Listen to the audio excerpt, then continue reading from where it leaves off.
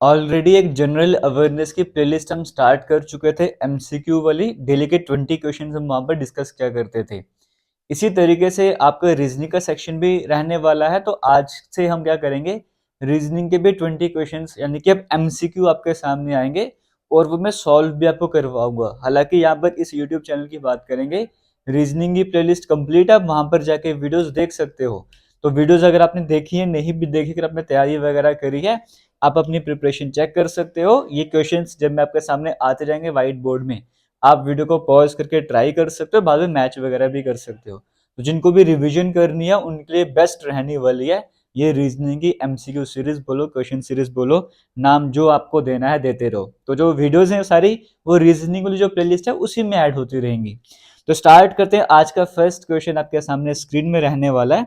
यहाँ पर कहा गया select the word pair in which the two words are related in the same way as the two words. मतलब आपसे वो एनालॉजिकल कंसेप्ट यहाँ पर आ रहा है। क्वेश्चन में क्या कहा गया, देखो जो आपको स्टेटमेंट या जो को हिंट दिया वहां पर लिखा हुआ है बटरफ्लाइज, और बटरफ्लाइज का रिलेशनशिप किसके साथ बताया हुआ है, लेपिडोप्टेरिस्ट के साथ बताया हुआ है। ये हुआ बटरफ्लाई का रिलेशनशिप। सेम रिलेशनशिप कहां पर फॉलो होगा, चार आपको ऑप्शन दिए गए, वो आपको बताना है। तो जैसे क्रोमोसोम का रिलेशन बताया हुआ, पोस्ट कार्ड का है, ऑर्नामेंट का है, मैप का है। तो उसके लिए आपको समझना पड़ेगा बटरफ्लाई और ये लेपिडोप्टेरिस्ट और लिखो इसका रिलेशनशिप क्या होता है। बटरफ्लाइज की स्टडी करने वाले को हम क्या बोलते हैं, लेपिडोप्टेरिस्ट बोलते हैं। तो यानी कि स्टडी ऑफ फर्स्ट जो है वो सेकंड नंबर पे दिया हुआ है। उसी तरीके से क्रोमोसोम की स्टडी बैटनिस्ट तो होता नहीं है कुछ ऐसा, बॉटनिस्ट होगी, गलती से स्पेलिंग मिस्टेक में लिखा होगा यहाँ पे। पोस्ट कार्ड की स्टडी वाले को बिल्कुल डाइटोलॉजिस्ट बोलते हैं। तो ऑप्शन नंबर बी यहाँ पर जो है वो करेक्ट आंसर हो जाएगा। हमें सेम पेयर ढूंढना था। तो यहाँ से आपको मैंने जब एनालॉजी पढ़ा रहा था तभी आपको कहा था स्टडी ऑफ वेरियस जो भी ऑब्जेक्ट्स होते हैं, जो भी चीजें, उन सभी की स्टडी के बारे में आपको पता होना चाहिए। यहाँ से एग्जाम में क्वेश्चन आ सकता है। अब ये जिसको आंसर नहीं पता वो क्या ही कर लेगा, क्या पता वो ये ऑप्शन नंबर डी टिक कर लेता, मैप कार्टोग्राफर, है ना। तो वो गलत हो जाता है क्योंकि स्टडी तो है नहीं, वो आर्ट है, वो राइटिंग वाली, तो वो अलग चीज हो जाएगा। तो इसलिए ऑप्शन नंबर भी करेक्ट आंसर होना था। चलते हैं सेकंड क्वेश्चन की बात करते हैं, आपके सामने स्क्रीन में चल रहा है। Arrange the following in the logical and meaningful order. कुछ वर्ड्स दिए गए, इन लॉजिकल और मीनिंगफुल ऑर्डर में अरेंज करना है। अब ये कैसे अरेंज करेंगे, आपके सामने क्या क्या दिया हुआ देखो, मंकी, एलिफेंट, रैट, फ्लाई और लाइन। अब ये फ्लाई उड़ने वाला मत समझ लेना क्योंकि सबको जानवर वगैरह देखने को मिल रहा है आपको। तो फ्लाई भी यहाँ पे वो मक्खी वाला फ्लाई है यहाँ पर, ठीक है।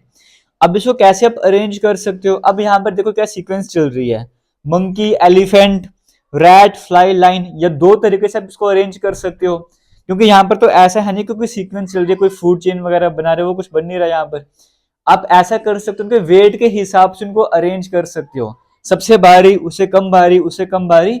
या फिर ऐसे भी अरेंज कर सकते हो, सबसे कम जो सबसे हल्का होगा, फिर भारी वैसे करके। तो अगर आप सबसे भारी पहले लोगे एलिफेंट, तो एलिफेंट के बाद लाइन आ जाएगा। तो 2 और 5 से हमारे पास कोई भी ऑप्शन स्टार्ट नहीं हो, इसका मतलब वो सीक्वेंस नहीं ले सकते। हमें लाइट से हैवी वेट की तरफ जाना होगा। तो सबसे पहले हमें जाना पड़ेगा फ्लाई की तरफ, सबसे हल्की तो वही होने वाली है। तो सबसे पहले हमें जाना पड़ेगा 4th नंबर की तरफ। फ्लाई के बाद किसका नंबर आ जाएगा, रैट का, चूहे का नंबर आ जाएगा, फिर 3 आ जाएगा। उसके बाद मंकी का नंबर आएगा 1। तो 4 3 1 वाली सीक्वेंस बन रही है, ऑप्शन नंबर बी में बन रही है, कंफर्म भी कर लो। फिर 5th नंबर पे लाइन आता है, 2nd नंबर पे एलिफेंट आता है। तो ये सीक्वेंस आपको समझनी पड़ेगी। तो ऑप्शन नंबर बी यहाँ पे करेक्ट आंसर हो जाएगा। अगर आ रहा है समझ तो अच्छी बात है, नहीं समझ आ रहा तो वीडियोस जाके देखो, इसमें ज्यादा कुछ नहीं कर सकता। आज का थर्ड क्वेश्चन आपके सामने स्क्रीन में आ रहा है। जो ऊपर कहानी लिखी है वो लिखने के बजाय हम सीधे चलते हैं क्वेश्चन की तरफ। क्वेश्चन में क्या दिया हुआ है, GATE। ये GATE इसका रिलेशनशिप किसके साथ है, HXYX, इसके साथ रिलेशनशिप है। आपको बताना क्या है, SIN के सिंक का रिलेशनशिप किसके साथ हो जाएगा। तो उसके लिए क्या जरूरी है, पहले पैटर्न पहचानना कि यहाँ पर कौन सा पैटर्न फॉलो हो रहा है। तो चलो ट्राई करते हैं। G 7th नंबर पे आता है, T 20 नंबर पे आता है, E 5th नंबर पे आता है ना। तो ये 8 नंबर पे आता है, मतलब क्या किया हुआ है, +1 किया हुआ है ना, +1 वाला कंसेप्ट चल रहा है। ये A और यहाँ पर X है, तो ये काफी डिफरेंस हो जाएगा। तो इसी वजह से मैं क्या करूंगा, A को फर्स्ट मानने के बजाय A को मैं 27 लिखूंगा। क्यों, 26 नंबर पे Z आता है, उसके बाद दोबारा से A आता है, तो 27 नंबर पे A आ जाएगा। 27 और 24 में क्या रिलेशनशिप है, कैसे जा सकते हैं, 27 में से 3 माइनस करना पड़ेगा। तो पहले 1 प्लस किया है, फिर 3 माइनस किया, उसके बाद देखो 20 और ये 25 नंबर पे आता है, तो +5 किया हुआ है। फिर ये 5 और 24 है ना, तो इसको मैं क्या करूंगा, 26 में 5 ऐड करो 31, ये 31 नंबर सॉरी, एक छींक भी मैंने माइक के पास जाके मारी है, सॉरी उसके लिए। तो जिसने वो लगाए थे ईयरफोन, तो अगर कोई प्रॉब्लम हो रही तो टेंशन मत लेना कुछ। ये 31 नंबर पे आ गया और ये 24 नंबर पे आ गया। 31 में से 24 माइनस करेंगे तो कितना करना पड़ रहा है, 7 माइनस करना पड़ रहा है। तो सीक्वेंस क्या चल रही है, 1 प्लस किया, 3 माइनस किया, 5 प्लस किया, 7 माइनस किया। आगे कंटिन्यू करना होता तो 9 प्लस करता, 11 माइनस करता। वो सीक्वेंस मुझे समझ आ गई है।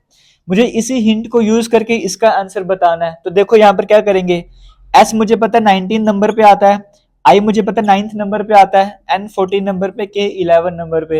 हालांकि पूरी सीक्वेंस मुझे सॉल्व करनी ही नहीं है जब मैं कंपेटिटिव एग्जाम सॉल्व कर रहा हूँ, मैं आपको समझा रहा हूँ इसलिए पूरे पूरे सॉल्व करवा रहा हूँ। पहले क्या सीक्वेंस थी, पहले +1 करना था, तो 19 में +1 करेंगे 20, और 20 नंबर पे टी आता है। कोई ऑप्शन है, सभी ऑप्शन टी से स्टार्ट हो रहे हैं।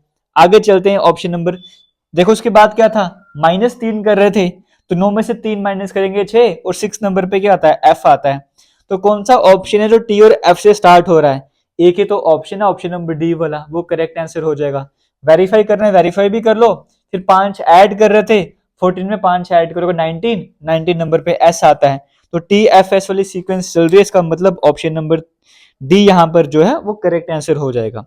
क्लियर हो रहा है ना, कोई क्वेश्चन मिस तो नहीं हुआ, नहीं हुआ, ठीक है। आगे चलते नेक्स्ट क्वेश्चन की बात करते हैं। उम्मीद करो आपको समझ आ रहा होगा और आप वीडियो को शेयर भी करोगे।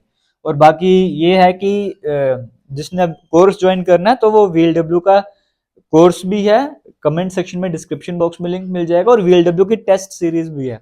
उस टेस्ट सीरीज में को फुल लेंथ मॉक टेस्ट भी मिलेगा और सब्जेक्ट वाइज मॉक टेस्ट भी देखने को मिलेंगे, तो वो जाके भी तैयारी कर लो। अगर आपको टेस्ट ही अटेम्प्ट करने, MCQ ही अटेम्प्ट करने, तो वो टेस्ट सीरीज जाके ज्वाइन कर लो। फिलहाल आगे चलते, नेक्स्ट क्वेश्चन आपके सामने स्क्रीन में यहाँ पर कहा गया है, 3 of the following 4 words are alike in a certain way and 1 is different. मतलब 4 आपको ऑप्शन दिए गए, इसमें से 3 तो सिमिलर हैं, एक अलग है, जो एक डिफरेंट है वही आपको बताना था। तो देखो यहाँ पर दिया क्या हुआ, जैसे स्नीकर, वूप, वॉक, रोर, है ना। तो यहाँ पर देखो स्नीकर हो गया, जैसे हंसने के लिए हम आवाज निकालते हैं एक तरह के, वो जैसे वूप हो गया चिल्लाने के लिए निकालते हैं, रोर हो गया, ये सारे क्या एक साउंड की टाइप से पैसे कह सकते हो। लेकिन वॉक चलना वो अलग है, साउंड से अलग है, तो हमें अलग ही तो बताना था। इसका मतलब ऑप्शन नंबर सी हमारे पास यहाँ पे करेक्ट आंसर हो जाएगा। उम्मीद करता हूं आपको ये सब कुछ समझ आ रहा होगा। आगे चलते हैं, नेक्स्ट क्वेश्चन की बात करेंगे। सबसे अच्छी बात पता है क्या है, ये सभी क्वेश्चन वो हैं जो ऑलरेडी एग्जाम में आए हुए हैं, JKSSB के नहीं, SSC के एग्जाम में आए हुए क्वेश्चन है। तो आपको यहाँ से और इंपॉर्टेंस समझ आएगी इन क्वेश्चन की, कितनी ज्यादा इंपॉर्टेंस रहने वाली है। और ये वो पेपर उठाया जहाँ पे सेम सिलेबस आपका वाला है, तो सेम सिलेबस वाले एग्जाम से क्वेश्चन उठा के ला रहा हूँ आपके लिए, तो आप यहाँ से इंपॉर्टेंस और बढ़ जाती है, इन क्वेश्चन को सॉल्व करना और आपके लिए जरूरी बन जाता है। और मुझे लास्ट में कमेंट सेक्शन में बताना 20 में से कितने मार्क्स आपके आ रहे हैं, कितने क्वेश्चन सही हो रहे हैं। आगे चलते नेक्स्ट क्वेश्चन की बात करेंगे। आपके सामने स्क्रीन में चल रहा होगा, यहाँ पर कहा गया है, इन अ फैमिली, एक फैमिली है, B is the father of K. अब ये मत बोलो ब्लड रिलेशन सिलेबस में नहीं है, आपको जो सिलेबस करवाया वहां पे जाके देखो, समझ जाएगा ब्लड रिलेशन कहां पर आता है। अगर वीडियोस देखेंगे आप ये क्वेश्चन नहीं करोगे। इन अ फैमिली, एक फैमिली है, उसमें क्या कहा गया है, B is the father of K. B father है के का, हम बना के चलते हैं, ठीक है। एक फैमिली में बी फादर है के का, B is the father, B father है किसका फादर, के का फादर, के का जेंडर हमको पता नहीं है। उसके बाद लिखा है B has only 2 children, B के सिर्फ 2 ही बच्चे हैं, एक 2 ही बच्चे हैं, मतलब 2 ही बच्चे हैं बी के, 2 चिल्ड्रन। तो एक तो ये हो गया, कोई एक और भी होगा, बी के 2 ही बच्चे, इतना में कंफर्म हो गया, तीसरा यहाँ पे कोई नहीं आना चाहिए इसका बच्चा, ठीक है। उसके बाद लिखा हुआ K is the brother of R, K जो है वो आर का ब्रदर है, के ब्रदर है, लेकिन किसका ब्रदर है, आर का ब्रदर है। तो दोनों बच्चे आगे बी के, अब तीसरा बच्चा यहाँ पर ऐड नहीं करना है। के बाई था तो जेंडर पता लग गया, आर का जेंडर नहीं पता था, आर को मैं वैसे ही लिख दूंगा। अगर आपने हमारे यहाँ से वीडियोस नहीं देखे तो हो सकता है आपने जो मेल कैरेक्टर है उसको प्लस मान दोगे, फीमेल कैरेक्टर को माइनस मान दोगे, जैसे भी है। मैं मेल कैरेक्टर को स्क्वायर में लेके चलता हूँ और फीमेल को सर्कल में लेके चलता हूँ, तो आप उस हिसाब से भी कवर कर सकते हो। आगे चलते इसके बाद क्या लिखो, यहाँ पर आप देखोगे B is the father of K, B जो है वो के फादर हो जाएंगे। B has only 2 children, B के सिर्फ 2 ही बच्चे हैं, उस बच्चे हैं मतलब चिल्ड्रन है, ठीक है। K is the brother of R, K जो है वो आर के ब्रदर हैं, वो भी हमने लिख दिया। R is the daughter of P, R daughter है, आर बेटी है, किसकी बेटी है? आर, पी की बेटी है। अब पी इसका पापा तो नहीं बनाऊंगा क्योंकि ये दोनों भाई बहन थे और उनके पापा ऑलरेडी हमको पता है, तो ये मम्मी हो जाएगी इनकी, है ना? ये हस्बैंड वाइफ हो गए। बन रही है ना डायग्राम, बड़े मजे से बड़े आराम से बन रही है। उसके बाद लिखा होता है A is the granddaughter of P, A कौन है? पी की ग्रैंड डॉटर है। अब पी की ग्रैंड डॉटर है तो वो हो सकता है इसकी भी बेटी, इसकी भी बेटी, किसी की भी बेटी हो सकती है ना, पोती है उसकी। अब यहाँ पर तो लिखा नहीं कि मैटरनल या पैटर्नल, कुछ लिखा नहीं हुआ, तो वो पी की हालांकि मुझे पोती बनानी है, ग्रैंड डॉटर बनानी है, तो इसके नीचे से नीचे जनरेशन में आना है। वो इसकी भी बेटी हो सकती है, इसकी भी बेटी हो सकती है। मैं यहाँ पर किसकी बात कर रहा हूँ? मैं यहाँ पर बात कर रहा हूँ A is the granddaughter of P, A granddaughter, तो ए को मैं फिलहाल नीचे बना देता हूँ, ठीक है? मुझे पता नहीं किसके नीचे यहाँ पे रखना, मैं सिंपल ऐसे रख रहा हूँ यहाँ पर। S is the father of A, S जो है वो ए के फादर है, तो ऑब्वियसली बात है अगर ए का फादर मुझे बनाना है, अगर ए का फादर कौन है? ए के फादर जो है वो एस है ना, तो ये एस ए के फादर हो जाएंगे। तो ऑब्वियसली बात अगर फादर है तो इससे शादी करेंगे नहीं, वो लड़की से शादी करेंगे, तो ये हस्बैंड वाइफ हो जाएंगे, क्योंकि इनके दो ही बेटे थे, हमें पहले क्लियर किया हुआ था, और ए के फादर का नाम दे दिया है, तो अगर ए के फादर का नाम ये है तो ये मदर होंगे, सिंपल सी बात है। तो लास्ट में आपसे पूछा है how is S related to K, S का बताओ क्या रिश्ता है के के साथ, एस का क्या रिश्ता है के के साथ? देखो के की ये बहन है, के की बहन का हस्बैंड है, यानी कि के का ये ब्रदर इन लॉ है। तो आपको बोला था how is S related to K, तो एस का क्या रिश्ता हो जाएगा? तो एस यहाँ पर जो है ब्रदर इन लॉ, तो आपको ऑप्शन नंबर बी में देखने को मिल रहा है, वो करेक्ट आंसर हो जाएगा। तो अगर ये आपको समझ आ गया तो अच्छी बात है, अगर आपको नहीं समझ आया तो एक बार जाके जो बेसिक वीडियोज हैं इसकी ब्लड रिलेशन की, वो जो रीजनिंग की प्लेलिस्ट है क्लास 4 वाली, वो जाके देख लेना। अगर थोड़े बहुत कंसेप्ट क्लियर हैं तो आप जो VLW की रीजनिंग की प्लेलिस्ट है वहां पे जाके वीडियोस देख लेना, वहां पे भी करवाया हुआ है। फिलहाल आगे चलते हैं, नेक्स्ट क्वेश्चन भी आपके सामने स्क्रीन में चल रहा होगा, वो भी एक बार कवर कर लेते हैं। देखो यहाँ पर क्या कहा गया है, select the figure that will come next in the following figure series. एक फिगर सीरीज आपको दी गई है, नेक्स्ट फिगर कौन सी आएगी आपको वो बतानी है। अभी लास्ट की वीडियो में ये पैटर्न आपको मैंने कवर करवाए थे। देखो यहाँ पर हर जगह अगर आप देखोगे आपको क्या देखने को मिल रहा है, अगर ध्यान दोगे शेडेड पोर्शन की तरफ, ठीक है? आप थोड़े वीडियो पे फोकस करना, क्वेश्चन की तरफ फोकस करना। जो शेडेड पोर्शन है उसकी मूवमेंट कैसे हो रही है? उसके मूवमेंट में क्लॉकवाइज लेके चल रहा हूँ, घड़ी की तरह मूवमेंट हो रही है। पहले बॉक्स से जब दूसरे बॉक्स की तरफ जा रहे हैं, देखो शेडेड पोर्शन जो है वो एक बॉक्स छोड़ के आगे जा रहा है, एक बॉक्स छोड़ के मतलब इस तरह से सर्कल बना हुआ है ना, ये कुछ इस तरह से बना हुआ अगर मैं लेके चलूंगा, तो पहले पोर्शन में क्या हो रहा था? शेडेड पोर्शन पहले यहाँ पे था, यहाँ पे था, फिर नेक्स्ट टाइम पे क्या हो रहा है? एक बॉक्स छोड़ के यहाँ पे शेडेड पोर्शन बन रहा है, ऐसे ही हो रहा है। फिर जब हम उसके बाद जा रहे हैं सी ऑप्शन में, एक स्टेप पीछे से कैरी करेंगे, बी और सी ऑप्शन में क्या हो रहा है? जो शेडेड पोर्शन है वो दो स्टेप छोड़ के आगे जा रहा है, पहले एक स्टेप छोड़ के आगे गया, फिर नेक्स्ट टाइम वो दो स्टेप छोड़ के आगे जा रहा है। फिर सी और डी स्टेप में अगर हम देखेंगे, फिर से वो एक बॉक्स छोड़ के आगे जा रहा है। डी और ई में देखेंगे, दो बॉक्स छोड़ के वो क्लॉकवाइज मूवमेंट कर रहा है। तो हमें पैटर्न समझ आ रहा है, पहले एक बॉक्स छोड़ के क्लॉकवाइज मूवमेंट करनी है, फिर दो बॉक्स छोड़ के क्लॉकवाइज मूवमेंट, फिर एक बॉक्स छोड़ के क्लॉकवाइज मूवमेंट, दो बॉक्स। तो समझा दिया पैटर्न में क्या चल रहा है, पहले एक एक बॉक्स छोड़ के मूवमेंट, फिर दो बॉक्स छोड़ के मूवमेंट, एक बॉक्स छोड़ के मूवमेंट, दो बॉक्स छोड़ के मूवमेंट। इसके बाद क्या होता है? फिर से एक बॉक्स छोड़ के तो मूवमेंट होनी थी। तो अगर आप देखोगे ऑप्शन नंबर ए में, तो वही हमारे पास आंसर हो जाएगा, लास्ट के हिसाब से एक बॉक्स छोड़ के मूवमेंट करोगे तो ऑप्शन नंबर ए यहाँ पर करेक्ट आंसर हो जाएगा। आगे चलते हैं, मैं अपने हिसाब से वीडियो कंप्लीट कर चुका था, लेकिन वो स्पेस का इशू तो मैंने ध्यान नहीं दिया, अब दोबारा से यहाँ से कंटिन्यू कर रहा हूँ। तो आगे चलते, नेक्स्ट क्वेश्चन आपके सामने स्क्रीन में आ रहा है। यहाँ पर एक क्वेश्चन आपके सामने दिया है, यहाँ पर लिखा है जैसे 4, 14 और 44, ठीक है? ये आपको स्टेटमेंट में दिया हुआ है। इसके हिसाब से आपको चारों ऑप्शन में से कौन सा सही लग रहा है, कौन से चारों ऑप्शन में से ऐसा पैटर्न है जो इसको फॉलो कर रहा है, वो आपको बताना है। तो उसके लिए हमें पहचानना पड़ेगा कि यहाँ पे कौन सा पैटर्न फॉलो हो रहा है। अगर हम यहाँ पर ध्यान दें तो यहाँ पर क्या हो रहा है, देखो 4 से मैं 14 कैसे डाल सकता हूँ? 4 को अगर मैं 3 से मल्टीप्लाई करूंगा 12 और उसमें 2 ऐड कर दूंगा तो 14 बन जाएगा। वैसे ही 14 को मैं 3 से मल्टीप्लाई करूंगा 42 और अगर 2 ऐड कर दूंगा तो 44 बन जाएगा। पैटर्न समझ आ रहा है? तो अगर मैं ऑप्शंस की तरफ जाऊं, ऑप्शन नंबर ए में अगर मैं फोकस करूं तो 11 को अगर मैं 3 से मल्टीप्लाई करूं 33 प्लस 2 35, तो इंटू 3 प्लस 2 वाला पैटर्न फॉलो हो रहा है। आगे चेक करते हैं, 35 को अगर मैं 3 से मल्टीप्लाई करूंगा 105 और 2 ऐड करूंगा 107, तो यानी कि ऑप्शन नंबर ए ही हमारा करेक्ट आंसर हो जाएगा, वहां पे पैटर्न पूरा फॉलो हो रहा था। तो इस तरीके से आपने ये वाला क्वेश्चन भी कवर कर लिया। आगे चलते हैं, नेक्स्ट क्वेश्चन की बात करते हैं। वहां पर आपको कहा जा रहा है, क्वेश्चन क्या है वो लिख लेता हूँ। यहाँ पे लिखा हुआ 132, उसके बाद लिखा हुआ multiplied by 11 plus 8 minus 3 divide by 12 equals to -16। इस तरह से क्वेश्चन आपके सामने स्क्रीन में दिया गया है। अब आपको बताना है कि कौन से दो साइन को इंटरचेंज करो कि आपका आंसर इक्वेशन जो बिल्कुल सही हो जाए, मतलब ये पूरा भी -16 बन जाए।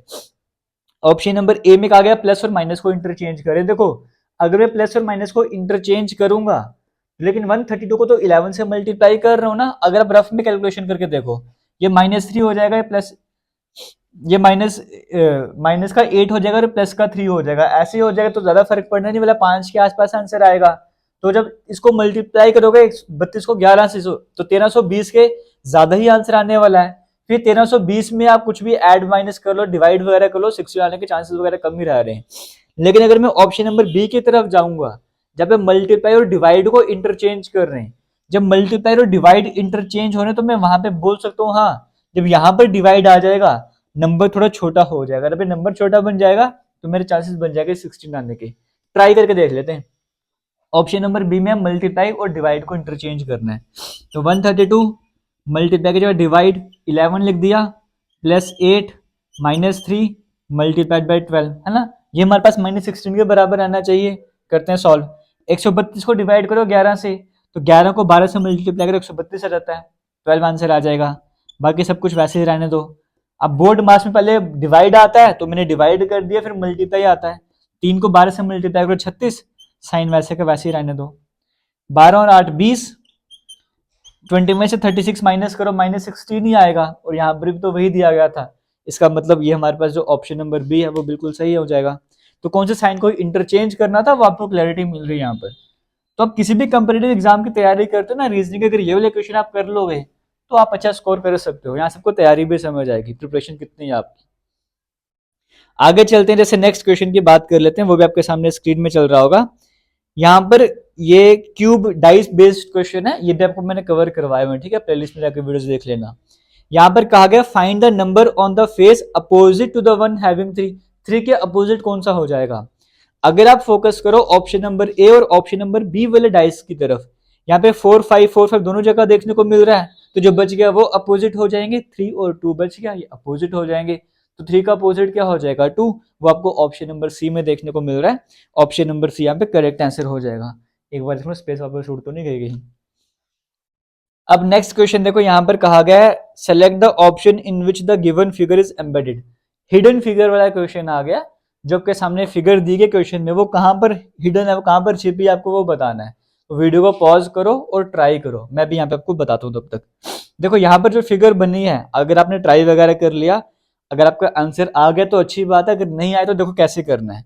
जरूरी नहीं कि सेम टू सेम, कभी कभी फिगर रोटेट भी होती है, लेकिन इस क्वेश्चन में सेम टू सेम फिगर बन गई है। अगर मैं ध्यान दूं ऑप्शन नंबर ए की तरफ, देखो ऑप्शन नंबर ए की तरफ ध्यान दूं तो ये कुछ इस तरह से फिगर बन रही है मेरे पास, है ना। ये कुछ इस तरह से फिगर बन रही है ऑप्शन नंबर ए की तरफ। अगर मैं ध्यान दूं ये ऐसे करके, तो ये ऐसी फिगर बन गई है, और फिर उसके बीच में ये ऐसे बनाया हुआ है, और ये हमें पागल करने के लिए ये भी बनाया हुआ है। अब क्वेश्चन फिगर की तरफ ध्यान दो और जो मैं बना रहा हूं उसकी तरफ ध्यान दो। देखो क्वेश्चन फिगर इसी में हाइड है, इसमें छिपी है। कैसे, सबसे पहले आपको वहां पे ये पोर्शन देखने को मिल रहा है क्वेश्चन फिगर में, है ना। ये पोर्शन आप देखो, ये पोर्शन आपको यहाँ पर भी दिख गया। पहले आपको ये पोर्शन दिख रहा था ना, आपने ये बना दिया, उसके बाद लाइन ऐसे जा रही थी, आपने वो भी बना दिया। उसके बाद ये लाइन कुछ ऐसे जा रही थी, आपको वो भी मिल गई है। उसके बाद क्या था, ये लाइन ऐसे जाने के बाद ये ऐसे जा रही है कुछ, और फिर लास्ट में ऐसे जा रही है। तो ऐसा आपको दिख रहा है ना यहाँ पर, ये देखो ये ऐसे, ये पहले ऐसे, फिर ऐसे, फिर ऐसे, फिर ऐसे, फिर ऐसे। हाँ ये ऑप्शन नंबर ए ही है, वही करेक्ट आंसर होगा, वही मुझे सही से देखने को मिल रहा है। बाकी अगर आपको कोई और लग रहा है आप मुझे कमेंट सेक्शन में कमेंट करके बता देना। मेरे हिसाब से option number A he correct answer हो जाएगा। हालांकि यहाँ पे थोड़ा सा बेंडिंग में कुछ इशू आ रहा है, लेकिन वो क्या पता मेरे डायग्राम की वजह से आ रहा हो। ऑप्शन नंबर ए मेरे हिसाब से सही आंसर हो जाएगा। आगे चलते हैं, नेक्स्ट क्वेश्चन की बात करेंगे। मिरर इमेज वाले कंसेप्ट से क्वेश्चन बना हुआ है, और मिरर इमेज वाटर इमेज का कंसेप्ट आपको कवर करवाया हुआ है। कहा गया मिरर जो लेफ्ट राइट साइड में रखना है। अगर राइट साइड में रखना है इसका मतलब मिरर इमेज ही बनानी है। अगर अप डाउन रखना होता तो हमें चाहे मिरर इमेज लिखा हुआ है, हमें वाटर इमेज बनानी पड़ती। ये कंसेप्ट बताया हुआ है। तो फिगर में जब भी लेफ्ट राइट बनाना है तो मिरर इमेज ही निकालनी है। अब आपको मिरर इमेज में क्या बताया है, जो भी लेफ्ट साइड उसे राइट में कर दो, जो भी राइट है उसे लेफ्ट में कर दो। अब देखो यहाँ पे दो तरह की टांगे इसकी बनी है ना। अगर हम यहाँ पर ध्यान देंगे इमेज वाला, यहाँ पर जो इमेज बनी है वहां पर अगर आप ध्यान दोगे तो ये कुछ सर्कल सा बना हुआ है ऐसे। क्या पता आपको ये व्हाइट ब्लैक मार्कर का दिख ना रहा हो, मैं ऐसे बना देता हूँ ना। ये कुछ वो नहीं है जो डांस करते हैं बोला, ये कुछ ऐसी फिगर बनी है और फिर यहाँ से ये कुछ ऐसी फिगर बनी है। ये कौन सा यार इसमें डांस करते हैं, क्या हमको नाम नहीं याद आ रहा, वो हरे हरे कलर के एलियन जैसे डांस के करते हैं कौन से गाने में, वैसे लग रहा है वो डांस कर रहे हैं यहाँ पे। ये ऐसे बना दिया, ऐसे ऐसे ये फिगर बनी थी। इसकी आपको क्या बनानी है, मिरर इमेज। मिरर इमेज का आपको कंसेप्ट समझ आ गया। जो ये है उसको इस तरफ, इसको उस तरफ ले जाना है। ये जो हाथ इस तरफ जा रहा है उसको इस तरफ लेकर आना है। अगर हम पहले इस हाथ पे ही फोकस करें, इस हाथ को उठा के तो इस तरफ लेकर आना है, और जो मोशन इधर मुड़ा उसको इधर मोड़ देना। मतलब अगर मेरा यहाँ पे इस तरह से बना हुआ था, है ना, अगर इस तरह से बना हुआ है तो मुझे इसको यहाँ पे लाके ऐसे करके ऐसे बनाना पड़ेगा। इसको पूरा इस तरफ तो लाना ही लाना है, साथ में जो इधर मुड़ा उसको भी इधर टर्न कर देना है। लेफ्ट राइट का कंसेप्ट है। ऐसा हाथ आपको कहां पर देखने को मिल रहा है मुझे बताओ। ऑप्शन नंबर ए में, सी में और डी में देखने को मिल रहा है। तो यानी कि बी तो आंसर हो नहीं सकता। अब ए, सी और डी में से चेक करना, मैं किसकी हेल्प लूंगा, दूसरे हाथ की भी हेल्प ले लेते हैं। दूसरा हाथ जो यहाँ पे कॉर्नर से इधर आ रहा है उसे यहां पर आना पड़ेगा। और अगर मैं इसकी तरफ फोकस करूं, वो ऑप्शन नंबर ए में भी देखने को मिल रहा है, ऑप्शन नंबर ए में भी देखने को मिल रहा है, बिल्कुल ऑप्शन नंबर सी में भी देखने को मिल रहा है, और option number D. Option number D में देखो हाथ टूट गया उस बेचारे का। ऑप्शन नंबर डी में क्या किया हुआ है, इसको जब उस तरफ लेके जा रहे हैं ये पोर्शन ही तोड़ दिया हुआ है। तो ऑप्शन नंबर बी भी वहां से कट गया, ऑप्शन नंबर डी भी वहां से कट गया। या तो आंसर ऑप्शन नंबर ए है या तो ऑप्शन नंबर सी है। अगर हम ऑप्शन नंबर सी की तरफ ध्यान दें तो अगर ये शूज मान के चलो, दो शूज हैं उसके अगर ऐसे, तो ऑप्शन नंबर सी में शूज ही गायब कर दिया हुआ है, तो वो भी नहीं हो सकता। Option number A correct answer हो जाएगा। तो इन क्वेश्चन को एलिमिनेशन के मेथड से भी कर सकते हो, पूरा लेफ्ट राइट वाला कंसेप्ट लगा के भी कर सकते हो, आपके ऊपर डिपेंड करता है आपकी कितनी प्रैक्टिस है।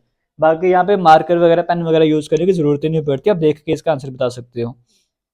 नेक्स्ट क्वेश्चन देखो, आपके सामने सीरीज चल रही है, आपको बताना है क्वेश्चन मार्क की जगह क्या आ जाएगा। अब सीक्वेंस क्या चल रही है देखो, 5, 8, 20, 34। लगाओ यहाँ पे आंसर क्या आ जाएगा, वीडियो को पॉज करके।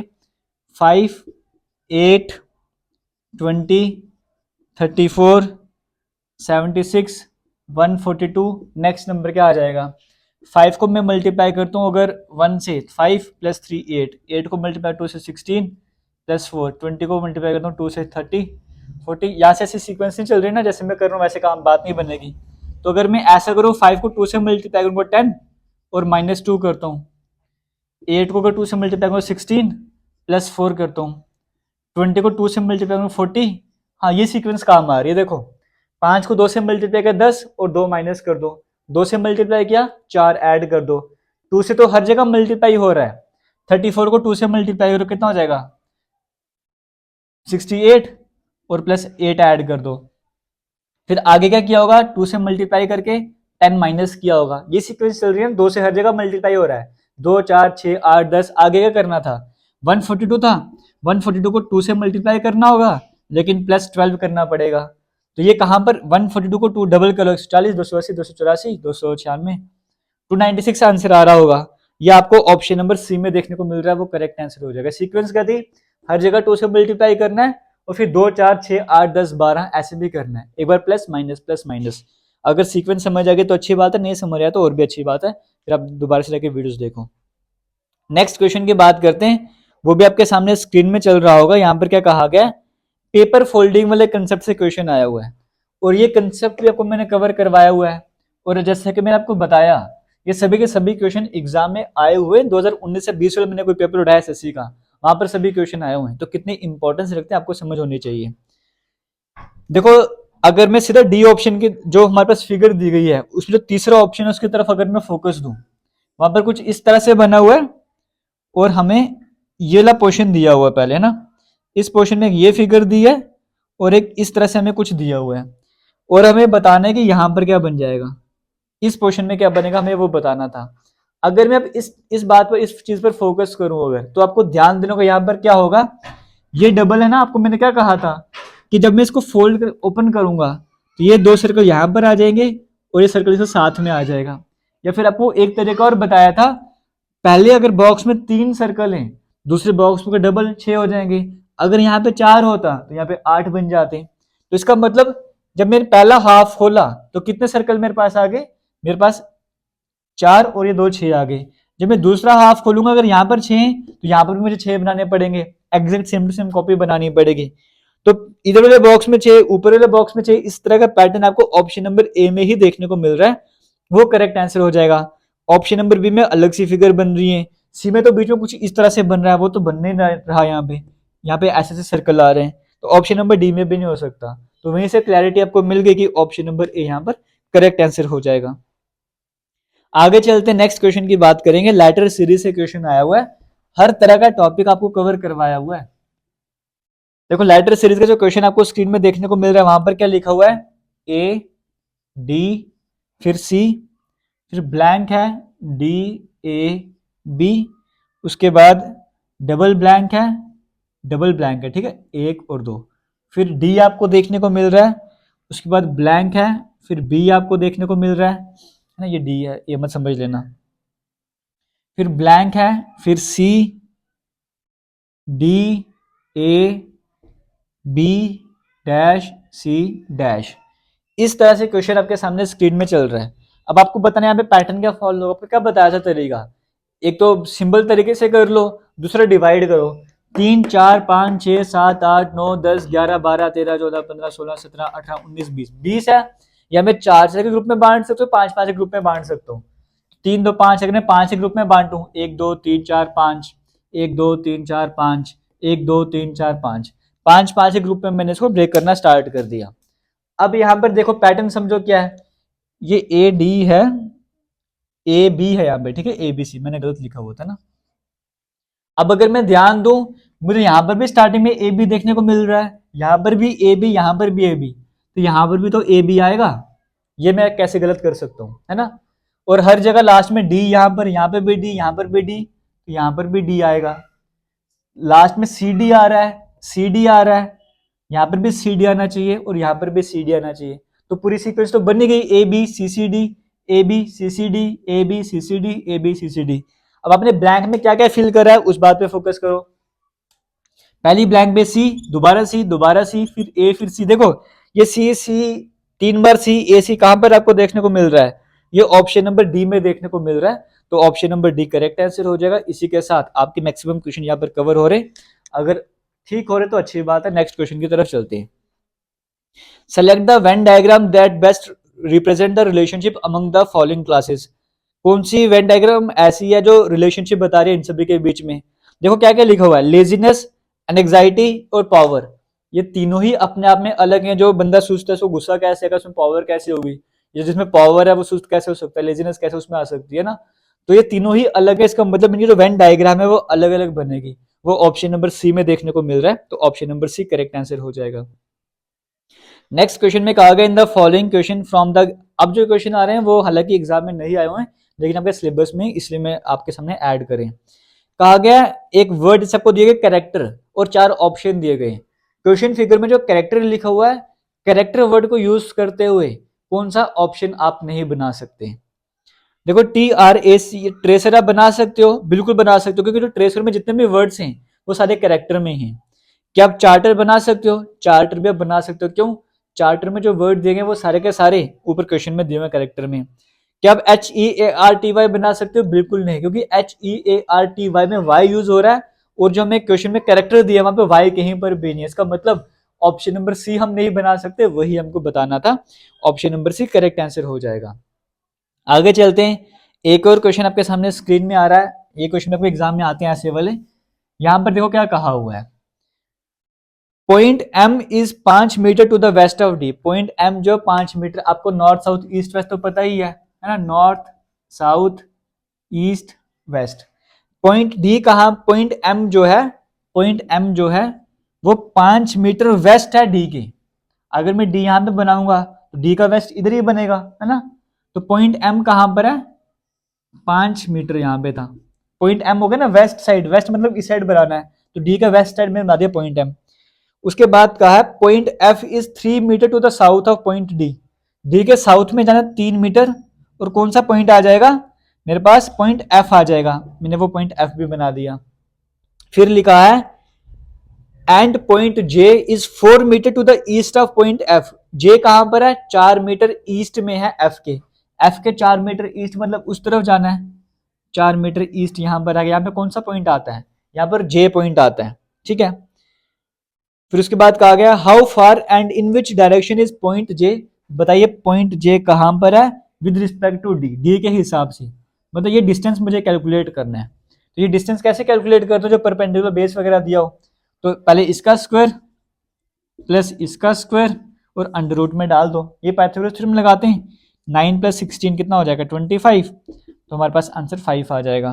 तो 5 मीटर है और डायरेक्शन कौन सी आ जाएगी देखो, है ना, इसके हिसाब से देखना है, ये नीचे साउथ है और ये ईस्ट है, तो साउथ ईस्ट डायरेक्शन हो जाएगी।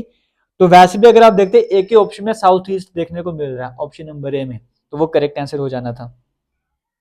आगे चलते हैं, नेक्स्ट क्वेश्चन की बात करते हैं। ये क्वेश्चन भी आपके सामने स्क्रीन में दिया गया है, यहाँ पर आपको बताना है वो जो क्वेश्चन मार्क है उसकी जगह क्या आ जाएगा। मैं आपको सिंपल बोल के बताता हूँ इसका आंसर क्या आ जाएगा, क्योंकि स्पेस खत्म हो सकती है वीडियो के लिए। जैसे चलो एक करवा देता हूँ, यहाँ पे 9 है, यहाँ पे 27 है, यहाँ पे 54 है। 9 को अगर आप 3 से मल्टीप्लाई 27 आता है, 9 को 6 से मल्टीप्लाई करो 54 आता है। वैसे ही पैटर्न आगे चल रहा था। अब आप मुझे कमेंट सेक्शन में बताओ इसका आंसर क्या आ जाएगा, जो 7 के यहाँ पे क्वेश्चन मार्क था वहां पर करेक्ट आंसर क्या होगा। पैटर्न मैंने आपको बता ही दिया है। आगे चलते नेक्स्ट क्वेश्चन की बात करते हैं। स्टेटमेंट कंक्लूजन से क्वेश्चन आया हुआ है, ये मैं आपको शॉर्ट में वेन डायग्राम की हेल्प से करवा देता हूँ, बाकी मैंने दूसरे तरीके से भी करवाया हुआ है, और ये क्वेश्चन जिस मेरे तरीके से करो बड़े मजे से कर सकते हो। स्टेटमेंट में कहा गया है सम स्टार्स आर प्लैनेट, कुछ स्टार जो प्लैनेट है, सम स्टार्स आर प्लैनेट, है ना, ये स्टार हैं और ये प्लैनेट है, कुछ स्टार प्लैनेट हैं। फिर कहा गया some galaxies are planet, all planets are galaxies, जितने भी प्लैनेट हैं वो सभी क्या है, वो गैलेक्सीज हैं।